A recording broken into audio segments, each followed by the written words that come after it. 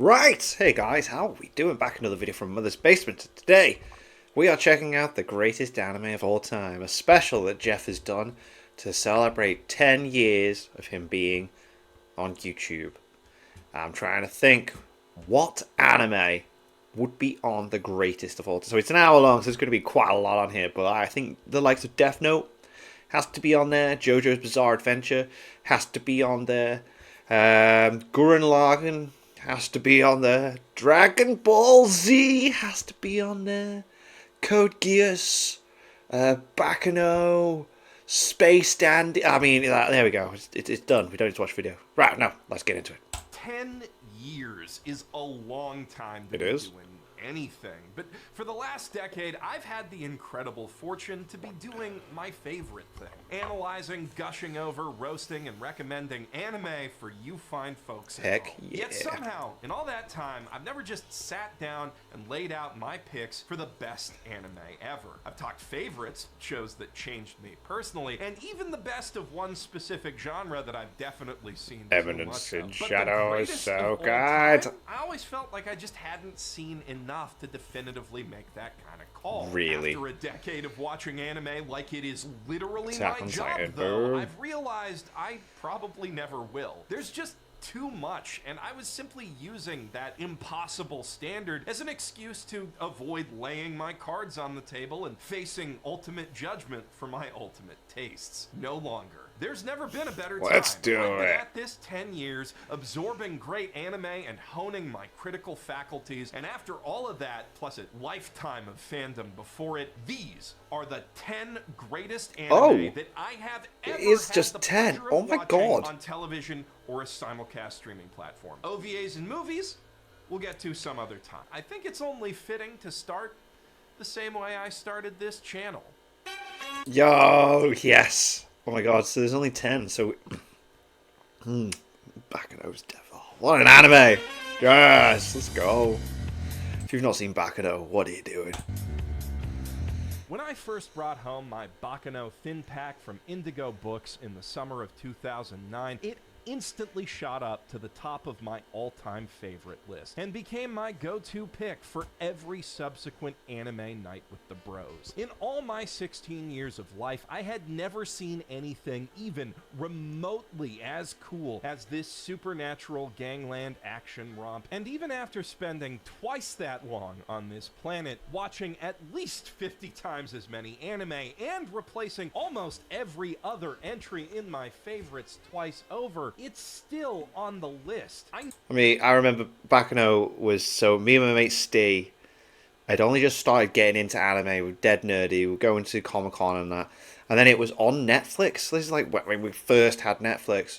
So we just do Netflix recommendations. And Bakano was on there. Oh my god. I think we watched it like 3 times. No, I said this wouldn't just be a video about my personal faves, and trust me, it's not. But I do think that that staying power speaks to an essential quality at the heart of Bakano, or rather, many essential qualities layered on top of each other. Makoto Yoshimori's bombastic big band jazz soundtrack sets the tone and time period perfectly, while art director Akira Ito brings Ryogo Narita's quirky vision of 1930s New York to vibrantly realized and well-researched life. Also, director Takahiro Omori can fill it with some of the goriest, most bloody, awesome deaths in Yeah. all of anime. Not all of which stick, no matter how sticky they might be. Then, Tyler Walker's meticulously researched, slang-laden script and masterfully directed accent-heavy dub complete the spell, molding all those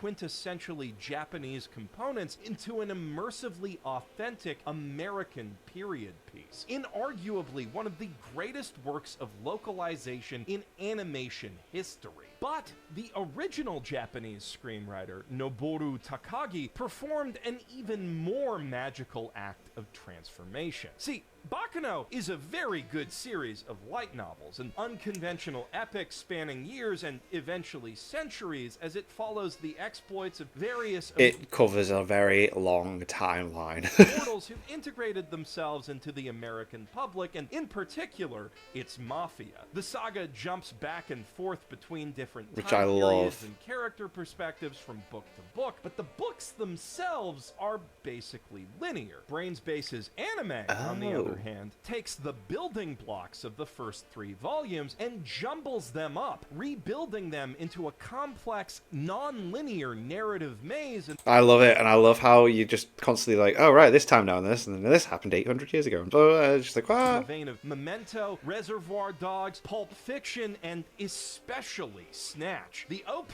alone is a testament to that particular influence. It does this with a brilliant reframing device, showing the plot through the eyes of 2 eccentric journalists working to unravel a tangled web of interconnected events and characters long after the fact, almost any one of whom could be the protagonist depending on the angle their article takes. And so each episode shows us a different angle on those events, gradually revealing what makes So each of good. these It's so charmingly good. quirky goons tick, and why exactly some of them won't stop ticking no matter how much lead ends up in their diet. And the way that this slow drip feed of information keeps you hooked from episode to episode, keeps you guessing as to who's up to what and what's gonna happen next, or before in some cases, is so effective, it's honestly hard to believe the story wasn't always meant to be told that way. The rest of the production is plenty impressive too, and of course it wouldn't work at all if the original characters from the light novels weren't already so damn compelling and entertaining, and Isaac and Miria, Oh, mate, they are the best, that just the couple. greatest. But They are the best. That couple's hilarious, and just the way that they just drift through the whole series, and then them at the end. Oh, I just love it. in terms of pure screenwriting flexes, Baccano is one of the most brilliant adaptations ever penned, if not the most. A must-watch for anyone who enjoys puzzles or mysteries, especially with a spot of the old ultra-violence. On that note, Oh, both of them. Ooh, interesting shout. Oh. Full Metal Alchemist. in a world where anyone with a stick of chalk, a stick Oh, I say interesting shout. I mean, Brotherhood, to me, personally, is absolutely friggin' peak. And Fullmetal Alchemist is an okay watch. So, interestingly, he's put both of them up. steady hand and a mind for math can tear anything down to its base atoms and rebuild it as they see fit, you can kind of see how some young science whiz kids might let that power go to their heads a bit. Maybe start thinking the only reason that all their textbooks keep saying, do not under any circumstances do alchemy on human bodies, is because no one as smart as them has tried it yet. before, So yeah, when yeah. their mom comes down with a bad case of anime mom disease while dad's out getting milk for 3 years, they think, hey, what's the worst that can happen? Thus chastened for their hubris, the brothers Elric make a solemn vow to only ever do alchemy on human bodies one more time, but live ones this time, specifically their own, in order to get them back. And they're not taking any chances. After studying up to join the state alchemists, researchers granted vast resources in exchange for serving their nation in times of war, which is a lot of times, because said nation is a wee bit fashy, they set out to unlock Just the a little secrets bit. of the Philosopher's The Philosopher's Stone, Stone! a mystical elixir said to bypass all limits of alchemy, not yet realizing that the truth will shake them and the entire Oh, will world it? to the core. Oh, will it? Watching the masterfully designed domino chain of clues and revelations that Hiromu Arakawa laid out across her original manga collapse into each other might just shake you to your core as well. To this day, I hold FMA up as the gold standard for how to construct a satisfying long-form epic fantasy. Interesting that it's number 9 as well. Like, what is higher than Fullmetal Alchemist? Gurren Lagann's got to be on there. I'm being personal here with my personal opinion. But would I rate Gurren Lagann better than Fullmetal Alchemist Brotherhood? Oh, I don't know. fantasy plot Code Geass as well. and tie it all together at the Death end Note. with a neat little bow. But it's not just an epic fantasy, it's also a shonen power fantasy. And Full Metal Alchemist equally Oh, it's got the excels in fights. Oh that my god, regard. yeah. Alchemy is one of, if not the most ingenious power system in all of shonen, with easy to understand rules that clearly define what it can and can't The law of do, equivalent a ton exchange. of potential for inventive animation, and an underlying elegance to the concept that excites the imagination endlessly. But it's not just great for those reasons. It's also a philosophically rich world-building premise that predicates FMA's entire setting and story on the zero-sum principle of equivalent exchange. I have that The as a idea bath that mat. mankind can never gain something without sacrificing something of equal value in return. Also, that the how? entire rest of the series But how do you put the price on a life? can then thoroughly deconstruct that assumption and reconstruct it into a potent argument for the multiplicative power of mutual cooperation. In those days,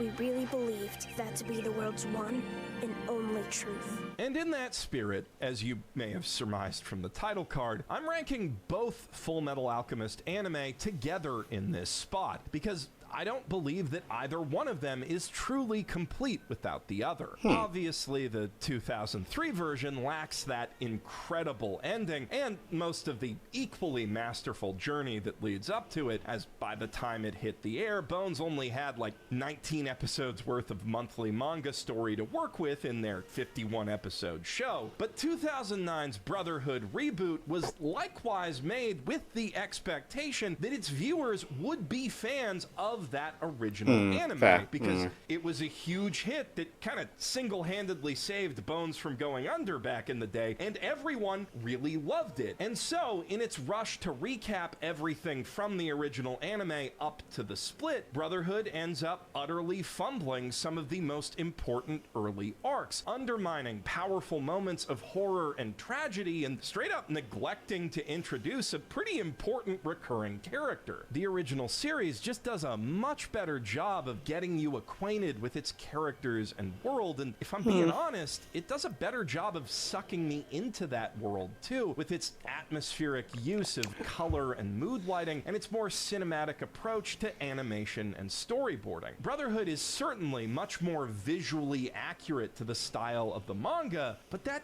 doesn't necessarily make it better as an anime, though undeniably it's got some pretty incredible Sakuga moments. And on top of that, while the anime original answers 03 comes up with to Arakawa's mysteries are obviously nowhere near as perfectly, elegantly satisfying as what Brotherhood would ultimately deliver, the twists still absolutely rip and make an impressive amount of sense given what they had to work with back then. Plus, the way 03 is structured to set up those twists and answers with filler episodes long before the split point in the story makes them feel like integral parts of the show instead of just something they pulled out of their ass as soon as they ran out of manga. As anime original endings go, it's just about the best to ever do it, and I think everyone would have been pretty well satisfied with the original FMA if Brotherhood's plot hadn't turned out to be so damn perfect. I honestly It is so don't know good. if I'll Brotherhood's ever story sort is my just feelings out as fantastic. to which FMA is definitively better. I'd probably need to make a whole other video and rewatch both of them just to figure it out. But regardless, they both can stand confidently, especially beside each other, among the best anime ever. And I know that's going to frustrate some folks who see Brotherhood especially as overrated after the decade and a half Oh, it spent no, atop whoa. the MAL rankings, but sorry, it is simply the nature of GOATs to dominate. If you do that, I'll come running all the way from Wow. ping pong. Sports anime I've never seen this, but I've heard it is something. Do you know what, the amount of time they spent on 3, I think there's going to be special mentions at the end. I think there's going to be more than 10. to tell inspirational, hype-generating stories about self-improvement, teamwork, and camaraderie, and giving your all for the love of the game. Even in the downer moments where our heroes stand defeated, it's usually because the other guys worked even harder, or maybe cheated a little. And in darker stories where they give too much of themselves and face injury or self-annihilation for their efforts, there's still almost always a sense that on some level it was worth it, that their sacrifice meant something. Ping Pong the animation is not that anime. It's about how some guys can give everything they have and more to something they love and get absolutely nothing in return. About how some people are simply born so good they can squander their talents for years just kind of messing around and still walk all over those other guys after just a few months of effort. It speaks to the indescribable euphoria of reaching the absolute pinnacle of human excellence with your own two hands, and then says, sorry, bud, that's not for you. Doesn't matter how bad you want it, life's just not fair.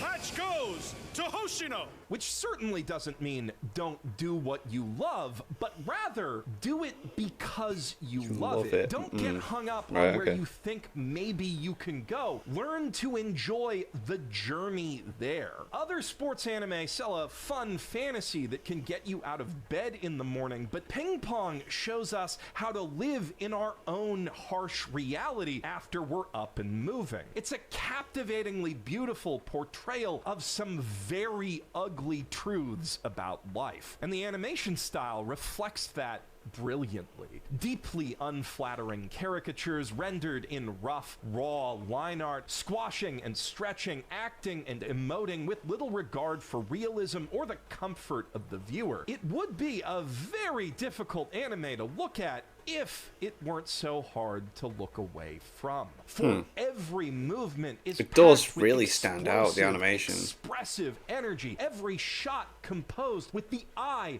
of a virtuoso. With Masaaki Yuasa's masterful storyboarding, every scene of every episode of Ping Pong makes me want to throw my hands up Scorsese style. And it's more than merely cinematic. By fully leaning into the strengths of digital animation, breaking away from the traditionally entrenched analog view of what anime is supposed to look like, Yuasa and his cohort at Tatsunoko Production and the newly founded Science Saru gave us a manga come alive. The faded, sketchy It does characters look, fitting yeah, right it does look into like a it's just been world taken from pages and inseparable just from the paper printed onto it's drawn on, while the movement. shots that tell their story split themselves into panels in real time. Art director A. Merrick Kevin flexing the experimental muscles he'd one day use to help shape the looks of Spider-Verse and Oh, wow. Arcane. Oh, And wow. I know I just got through saying that accurately emulating a manga doesn't always make for a better anime, but that's not quite what Yuasa's doing here. He's blending the strengths of the two mediums, co-opting visual language from the source material and combining it with cinematic grammar to tell a story in a way that's only possible with animation. I think if, say, Chainsaw Man had taken a similar approach, instead of going all in on production values and cinematic direction, its anime could have been as transcendental as the original manga, instead of merely being very, very good. Which brings us to our obligatory Shonen Jump thing.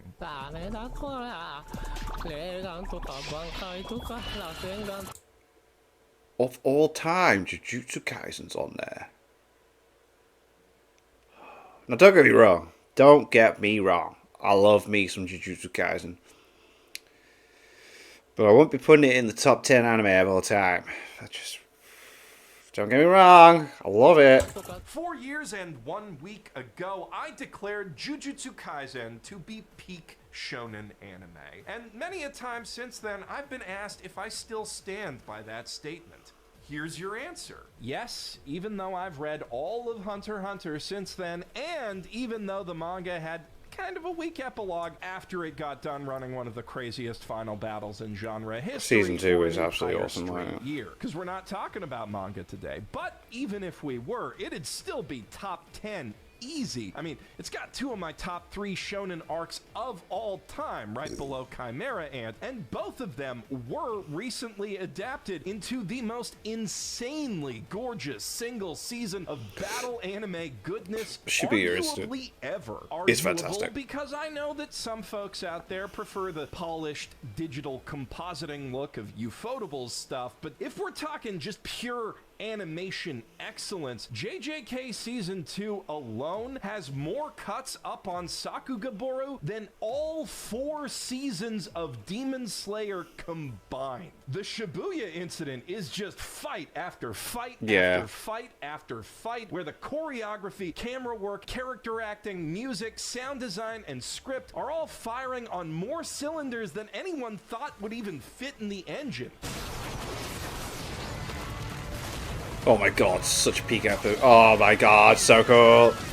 Hurtling around a roller coaster track of crazy plot twists, devastating gut punches, and flashes of insane hype that burn all the brighter for the darkness that surrounds them as it puts its heroes through the ringer to end all ringers. And that's the weaker part of the season, coming on the tail end of Hidden Inventory Premature Death, a profoundly moving coming-of-age tragedy conveyed through like direction and production values consistently on par with animated feature films, which is actually going to be re-released as a feature film at the end of this month and will almost certainly top the Japanese box office for the year after it does, because it's the extra super duper yaoi part of JJK, and Fujo bucks make the shonen battle world go round. Director Shota Goshizono had a lot to prove stepping in to fill the shoes of WebGen Wonderkun Sung-Hoo Park for this second season, and he filled them with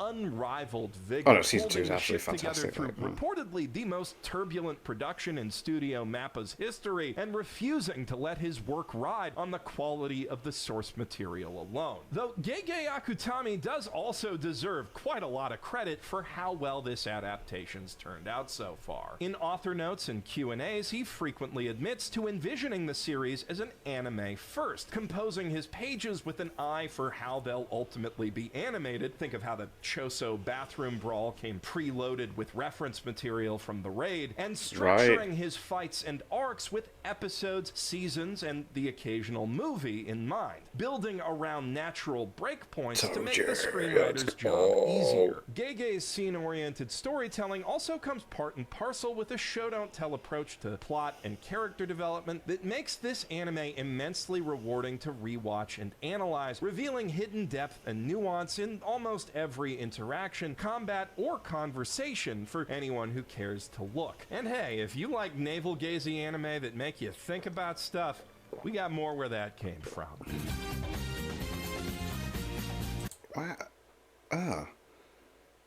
No, yeah, Evangelion should be on the list. Okay.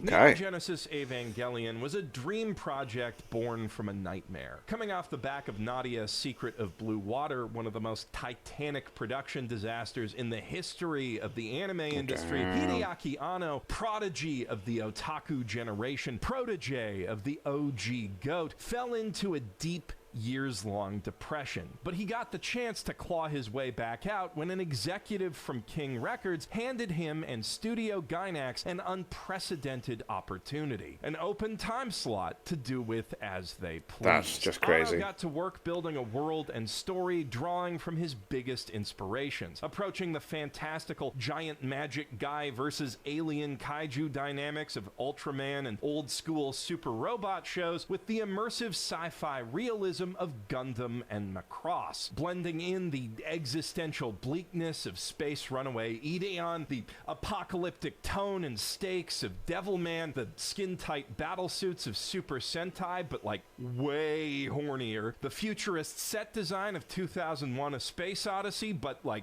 way hornier. Ideas and imagery from basically every anime Anno himself had ever worked on, and dozens more references, homages, and thematic riffs aside. But it wasn't just Anno's interests that got poured into this new anime. It was also his own trauma. Drawing on Freudian psychology, he patterned the core trio of Asuka, Shinji, and Rei on his own id, ego, and superego, and very intentionally built every other character in the core cast from bits and pieces of himself and the people he knew. And as the project progressed, he kept writing and rewriting scripts right up to the last deadline for basically every episode, leaning further away from the epic story of big robots beating up aliens as it went on, and deeper into his own psychology through a decidedly Jungian exploration of the collective unconscious, culminating in a finale set inside the author insert hero's own fucked up head that brilliantly recontextualizes reused animation as his own memories confronting him, breaking the characters down to the point we start seeing them from the other side of their animation cells.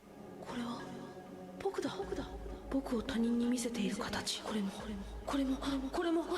みんな僕を表すものに過ぎない To watch Eva and its film sequels is to be a fly on the wall at the single most expensive and extravagant art therapy session in human history, witnessing breakdowns and breakthroughs in real time as a generational genius grapples with the paralysis of depression, the way his otaku passions both define and confine him, his complicated relationship with his abusive father, our paradoxical and universal needs for mutual recognition and self-definition, and how they tie into our shared innate drive towards self-annihilation, plus a whole load of sexual hang-ups, ultimately arriving at the answer that he's simply got to learn to love himself. But that's going to take a while, so maybe we should pick this up again in a year or two, and then maybe go over it from the beginning in a decade or so, and every couple years after that. But it looks like he was feeling sad again, so he took a bit of a walk,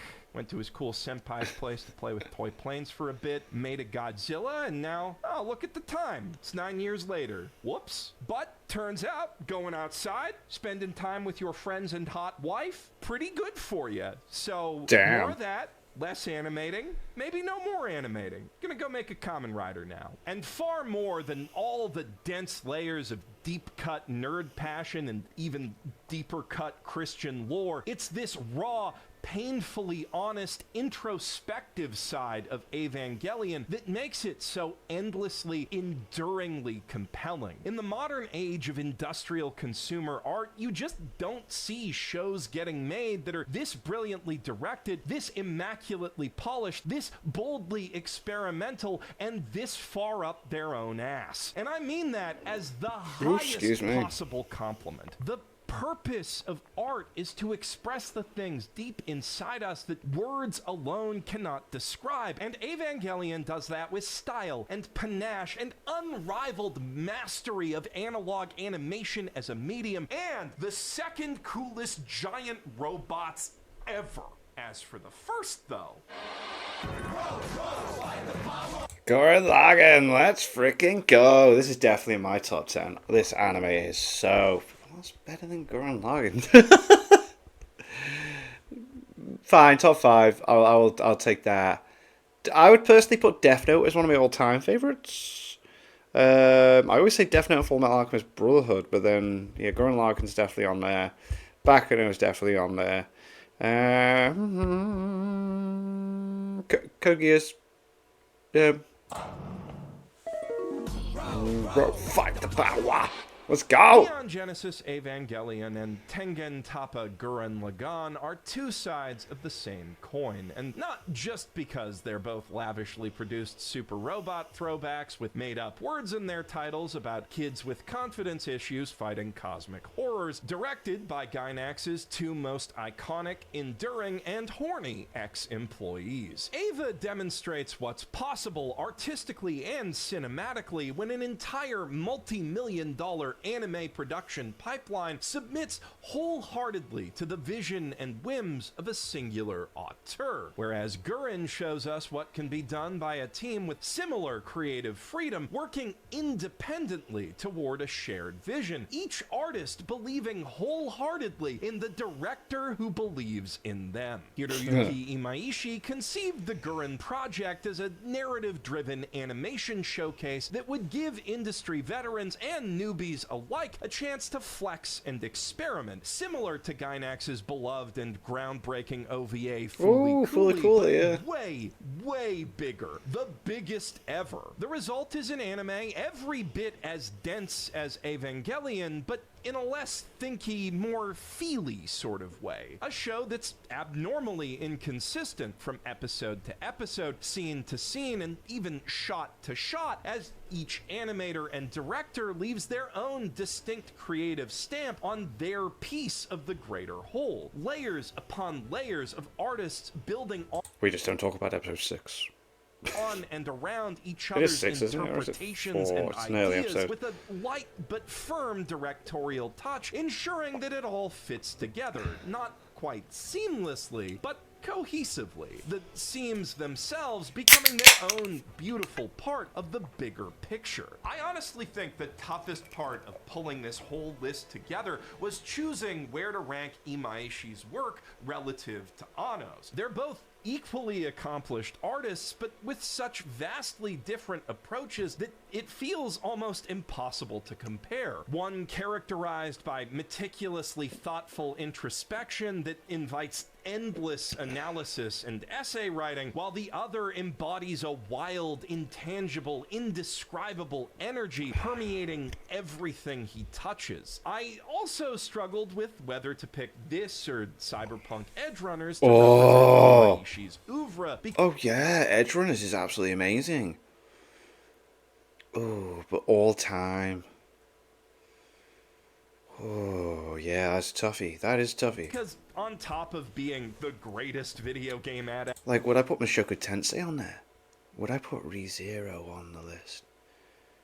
adaptation ever made, and it's not even close. That anime's basically perfect. A masterfully orchestrated tragedy comprising 10 straight 10 out of 10 episodes. And Yeah. Gurren does have at least that many 10s too, but it's also got a few 9s and maybe even an 8 or 2. So how can I possibly justify choosing something I admit is uneven and flawed over near perfection? Because Tengen Toppa Gurren Lagann teaches us we can always reach higher, always be better, always become more. The drive to improve is baked into our very DNA and the fabric of the cosmos itself. And so long as we have each other's backs and fight like hell to leave the world better than we found it, it is inevitable that humanity will surpass any limitations set before us, even so-called perfection. If there was ever an 11 out of 10 television finale, it is not the way Gurren Lagann's climax, because that shit's a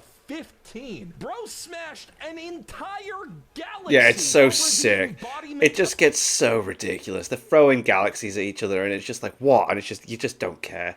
Just so epic, so cool. You're just so invested in it. pessimism's face. And as I made that choice, I also realized I'm simply too based and faith in humanity pilled to rank Gurren below Eva. Evangelion has a well-earned reputation as the sad smart man's anime, spawner of essays, gazer at walls, while it's all too easy to write Gurren off as simple, dumb fun. But there's nothing simple about making something this fun, especially when it's also packed with so much emotional texture and even tragedy and hardship. And as for dumb, sure, it took a lot of very smart people to get us into space, but we never would have gotten there if we weren't also too stupid to stop trying. Just look what happens when we're too smart to start. What are you talking about? Why is... No. What? Okay. In the student council chambers of Japan's most prestigious private academy, a war is raging. President Miyuki Shirogane and Vice President Kaguya Shinomiya are genius elites. I mean, don't get me among wrong, the this is a good elites. anime. It's a good anime. When we're talking top 10 and we're looking at what he has put below this, it's like, what? And the idea of dating their lessers is unfathomable. Each of them might just consider giving the other the honor of a date or two, though, but only if they ask first. For confessing one's own feelings is an act of submission utterly beneath these intellectual titans. Definitely not just because they're scared of being rejected. Definitely. Thus stuck at an impassable stalemate, they must each use their incredible mental faculties to trick the other into revealing their hidden feelings in a series of saucy mind games that make L and Light Yagami look simple-minded and romantically incompatible. Kaguya-sama Love is War is an utterly hilarious rom-com built around genuinely complex and strategically fascinating social contests, which only makes the joke funnier. As we reach the only rom-com on this list, and a seinen one to boot, I know some of you will be disappointed to note that there aren't any shoujo or josei on here, and you can pretty much directly blame Kaguya for that. See, I set myself a rule to only do one anime per director for the sake of variety, and Mamoru Hatakeyama also happened to direct the best josei I've ever seen, Showa Genroku Rakugo Shinju, which is also completely goated, but if you put a gun to my head and tell me I can only pick one, obviously I'm choosing the one that inspired me to write an entire feature-length movie about how good it is, and I'm not gonna apologize for that. Most of that movie does fixate on Aka Akasaka's genius character writing over any of the strengths of the anime adaptation, but don't take that as any kind of knock against its quality. Here and in Rakugo, Hatakeyama has proven himself to be a master of economical storyboarding, both in the sense that his extremely theatrical shot compositions do a lot of narrative heavy lifting, and that he's really good at squeezing every last yen out of his production budget. In Rakugo, that meant carefully curating high detail close-ups and evocative still shots to build atmosphere and immerse us in each spoken word story, as well as the headspaces of the characters, precisely calculating every moment of motion for maximal cinematic impact. In Kaguya, it means all of that too, but also using every tool at his disposal, digital and traditional alike, and every clever cost-cutting measure he learned in the trenches at Studio Shaft to sell the ever-loving crap out of every last gag. The original manga was already incredibly funny, but between his direction, the performances of the characters, and the narrator, the anime is utterly hysterical. More than one episode had me laughing so hard. It is funny. It is very funny. Like, Hold on a second. No one will disturb us for 3 hours, and Shinomiya will forget whatever happens? Why have I been given this overly convenient chance to be a scumbag? The adaptation script is also top-notch in a way that almost mirrors Baccano, taking the scattershot narrative of the source material, structured as a series of isolated episodic gag chapters where we're expected to infer that more story and character development has happened off-screen between the jokes, and rearranging it into a more straightforwardly coherent plot, one better suited to a 12-episode full-length series than a short weekly manga. This has the benefit of making the hidden depths of the characters a bit more obvious and accessible early on without giving too much away, but more importantly, it allows the romance to advance at a much faster clip, making it clear from the get-go that despite Kaguya and Miyuki's obstinate posturing, this whole thing is actually going somewhere. The central question is never will they, won't they, but when will they? And also, what's taking them so long? The extremely long answer to the latter question makes for a deeply compelling character study and social commentary. See that movie I made for more details. details, and as for the former, when they finally do, the payoff and aftermath are every bit as emotionally cathartic as they are bust-a-gut hilarious. And the movie makes for a pitch-perfect epilogue to that arc. Besides, maybe Fruits Basket, which is an absolute masterpiece of a manga, but whose adaptation is sadly just a little bit lacking in sauce, there is not a single more satisfying love story in all of anime, though a few of Kaguya's own side stories do come impressively close. We will need to see Season 4 for the world at large to fully appreciate just how good Best Girl Ishigami really is, but even if the adaptation never gets there, Kaguya-sama has already cemented its place at the absolute peak of anime ROMs and coms, and especially the conjunction of the two. But while conquering genres is certainly impressive, it's another thing entirely when a work becomes a new genre itself. Okay. Yeah. Sound. Cowboy Bebop Okay, yeah, arrived I'll at give just him the this. right time in anime history, when computers were coming into use to enhance anime productions, but hadn't yet supplanted the analog processes the industry had spent the last 4 decades refining. When studios, networks, and producers were willing to take big risks on original IP, even without a toy license to back it up, in hopes of a massive Evangelion-esque payout. When Sunrise and Bandai specifically had plenty of cash to splash around thanks to the Gundam spin-off renaissance ushered in by Mobile Fighter and Wing. On top of that, its two-core season order hit that perfect 26-episode sweet spot, long enough to tell a more involved story, but short enough for each individual episode to get some real love on the production side. If there has ever been a more consistently beautiful example of traditionally cel-animated television than Bebop, I have yet to see it, and trust me, I have been looking. And with what Cowboy Bebop aims to accomplish, that polish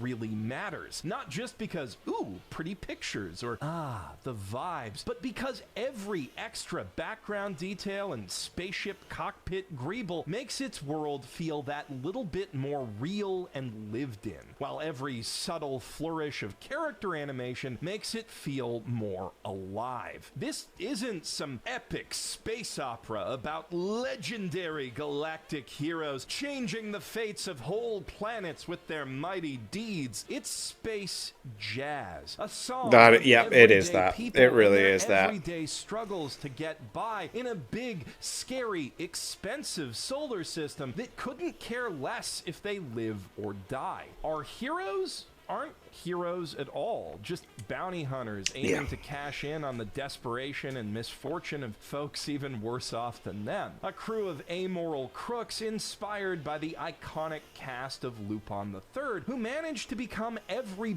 bit as iconic as their inspirations in their own slightly lame ways. Spike Spiegel is the raddest guy you can possibly imagine cooking stale cup ramen on a hot plate, while Faye Valentine is the kind of life-ruining mistake every man dreams of making one day. Each of them is running from their past and toward a murky future, making plenty of stops along the way to catch crooks, avert terrorist plots, play mind games with hackers, get blasted on hallucinogens, and fend off killer clowns and deadly lunch meat in episodic improvisational riffs on genre, tone, and theme. Series director Shinichiro Watanabe spent the first decade of his career working on other people's ideas and quietly filing his own away for the day he'd finally get to spearhead his own project. And when that chance did come, he poured everything he had into this thing. No two episodes of Cowboy Bebop are alike, not even the handful of poignantly heavy ones that carry the main story's weight, but each and every one of them is uniquely excellent. From action to romance, horror to comedy, kung fu cinema to film noir, the show switches gears seamlessly without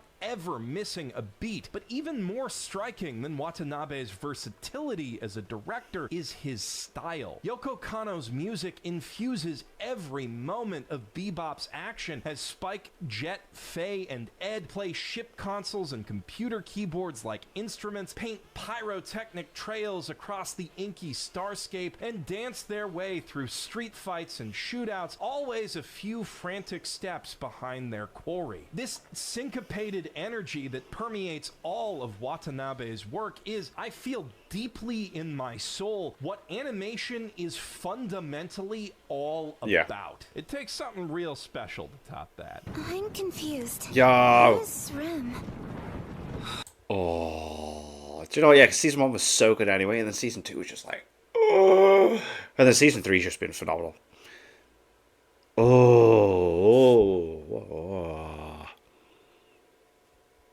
What's number 1? Mushoku Tensei? I don't know. Let's be real, y'all knew this was They did the same freaking twist at the end of 3, though. Well, is it the end of 3 or is it the mid? Oh. coming. I have gushed about ReZero over multiple hours worth of video It's so essay, good. plus the top 10 of a whole other top 10 list where I hailed it as the greatest isekai of all time. And most recently, I turned a critique of Solo Leveling into a stealth ReZero glazing sesh. I glazed this okay, so it's show not gonna be at Mushoku Tensei, every though. opportunity, and now I'm gonna glaze it some more. ReZero's story is built on a rock-solid conceptual foundation, a brilliantly executed time loop gimmick sure to please anyone who's ever theory crafted after watching Groundhog Day, which feeds into brutally effective horror of both the psychological and blood and guts everywhere variety, which in turn serves as the foundation of a savage critique of nerd-oriented power fantasies and male entitlement, although it never lets that fully get in the way of it also being a really clever and fun time loop power fantasy. But ReZero's greatest strength, as an anime at least, is that the people doing the animating clearly adore the source material and are fully committed to doing it justice at all costs. It's one of the slowest rolling adaptations I've ever seen in my anime watching career. Only 3 seasons in exactly the same amount of time it's taken My Hero Academia to drop 7. Yeah, because we had such a long wait between 1 and 2. We never thought 2 was ever going to happen. Plus 4 movies, and now 1 spin-off. And that's definitely not for lack of demand. Most figure and merch stores over here in Japan have a dedicated REM section. REM, yeah. Not a ReZero section. I mean, Just they REM. have that too. But there is a separate, just as big section that is just REM. If they wanted to, they could be shoveling this shit out and raking money in at record speeds. But White Fox has taken the time to do every season so far right, with feature-length premieres setting the stage for each arc, over-length episodes that run into their own ad time just to give important plot and character beats the room they need to breathe, and top-tier key animators bringing their A-game to every key scene. It's a legit miracle when an adaptation can pull something of this caliber off for 1 season, let alone 3 in a row, and full-length seasons no less, which are also fully necessary to doing an epic fantasy tale like this justice. The characters need that time to really live in the world, or die horribly over and over again in the world, as the case may be. Yeah. The villains and monsters need that time to build themselves up as the properly horrifying, world-shaking threats that they truly are. And of course, it also gives us time to get immersed and invested in the lore, the magic, the mysteries, the politics, everything that makes Lagunica feel so real. But it's not just the top-tier world building that sets ReZero apart from damn near every other isekai and fantasy anime period. It's all of the incredible characters who inhabit that world, possessed of depth and dimensionality to rival the courts and keeps of Westeros. Depth that is fully necessary to make the story work at all, as Subaru Subaru's differing actions in each new time loop force everyone around him to show new facets of their personalities in response, always consistent with who they are at their core. One episode of the first season that is widely considered to be peak television is just two characters having a really good conversation. And I honestly believe that if you set up a similar scenario with Subaru or Emilia and literally any other member of the cast, it would also be peak TV. Through the royal selection at the heart of its main plot, ReZero establishes over a dozen candidates, knights, and attendants who all feel like the fully realized heroes of their own complete stories, some quite a bit more impressive than Subaru. And in a slick narrative flourish, while this is something that initially makes him feel very emasculated and weak, as our protagonist grows, confronts his insecurities, and overcomes his inadequacies, not only does he learn to be friends with all those guys, he finds the self-confidence to step back and share the spotlight or even give it up altogether. Mainly to Emilia, who fully graduates from damsel to deuteragonist by the end of season 2. But in the latest season, everyone gets a chance to shine in emotional character moments, key plot beats, and in battle against the most delightfully hateable pack of villains in a show that they are had the very best villains unlikable in a good way. The very first episode, like, no hesitation, I'd let her kill me. Yeah. I'd really let her kill me. And her? Honestly, letting her kill me sounds like a mercy compared to the horrors, but even if it wasn't, just she's scum. right in the guts, please, ma'am. And if light novel readers are to be believed, all of this has nothing on what's in store for the 4th season, which might push ReZero to the tippy top of this list if true. But we're not ranking this list on the potential of the adaptation. What we have. What matters is the anime that's out already. And as of now, I have only... Oh my god, what is number 1? Death Note? I don't know. Only seen one other show with a better 3-season run. 3 seasons.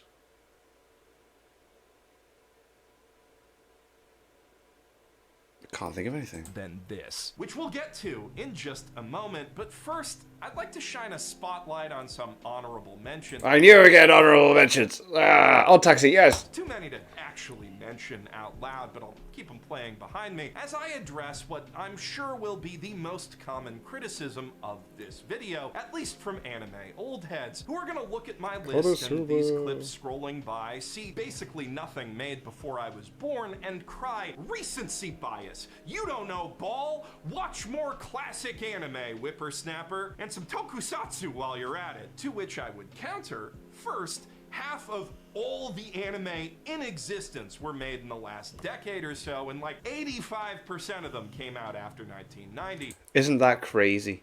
Isn't that crazy?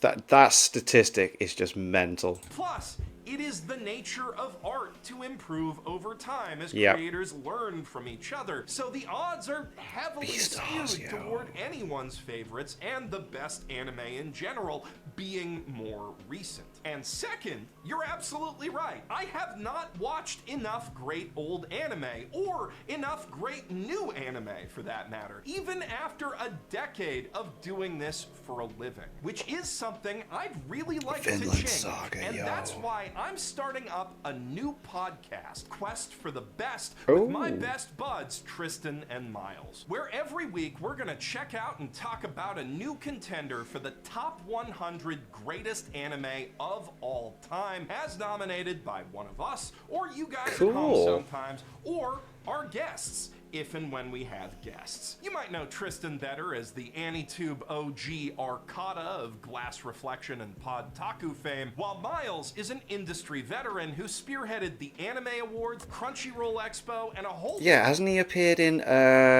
some videos, Totally Not Mark?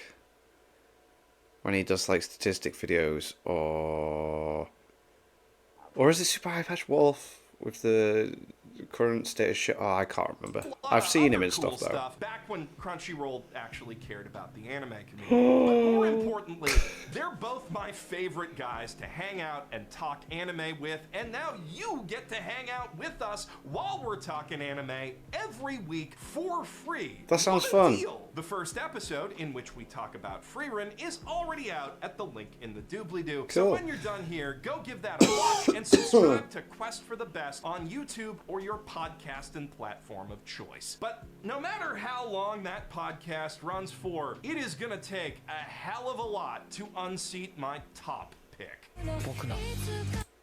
Oh.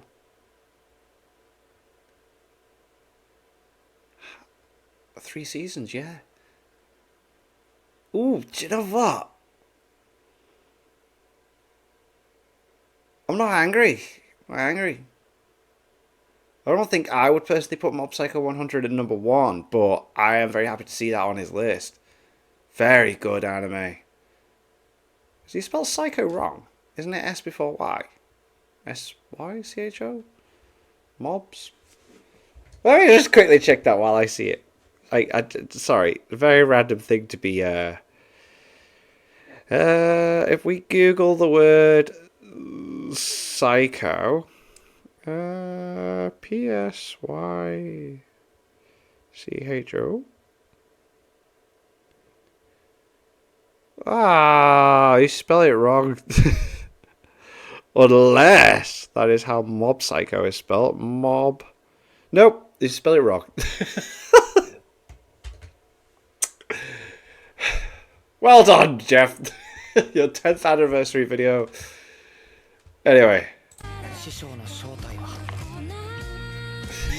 Spelt it so Mob wrong. Psycho 100, my all-time favorite anime, 6 years ago. It's right so after good. It season is 2 so ended with an good. absolutely insane psychic battle. Oh, rivaling yeah. Only by all the other absolutely insane psychic battles and like every other episode leading up to it. To this day, I don't really The ending's know great. if the best fight of 2019 is Mob versus Mogami, Mob versus Suzuki, or everyone taking on Shimazaki. But the show actually cemented its place in my heart long before any of those, at the very start of the season, in the achingly beautiful moment where Mob uses his powers to miraculously piece back together the torn and scattered dream of a girl who was just trying to bully him. And the thing that makes all of those fights so special isn't the masterful storyboarding, the heart-racing score of Kenji Kawai, or the breathtaking action Sakuga that punctuates every punch and side blast and teleport and vine whip. I mean,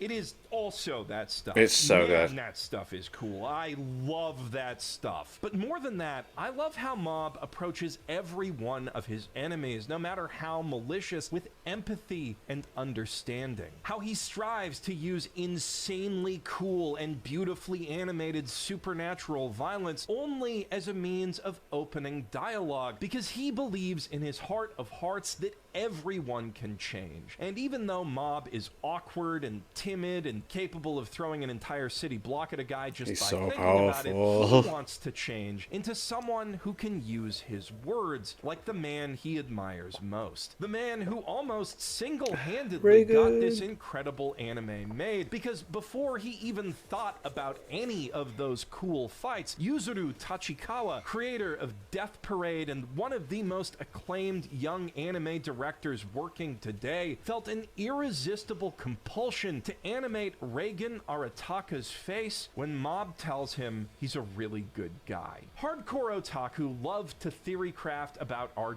dream anime adaptations, the perfect director or studio for the perfect source material. You know, Studio Bind's Berserk, Shinichiro Watanabe's Kagurabachi, Yoshiaki Kawajiri's Frank Herbert's Dune, hypothetically ideal anime productions that could never happen in real life, except Mob actually did. The best work of the best writer in the manga space today, a story so good it legitimately changed my life, helmed by a genius director who absolutely, unequivocally gets it. A man who understands how to turn the most potent emotional turning point of the series into a 13 out of 10 episode, the finale of each season into an 11, and every other episode besides into a certified 10. Backed by one of the only studios that could ever consistently execute on that vision. Which